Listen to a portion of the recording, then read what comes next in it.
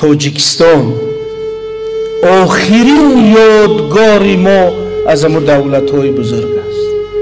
توجیکستان آخرین سرپناهی ملت تاجیک برای بقا یافتن همچون ملت است.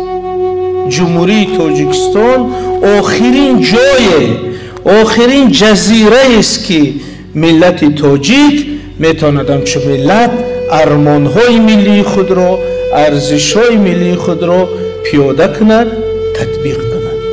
تاجیکان به بشریت دولتداری را یاد دادند، آموختند. اینا مربی بشر در فن دولتداری بودند. ما وقتی که بسیار ملت‌های منطقه هنوز حالت کوچمنچگی داشتند، ما امپریا داشتیم.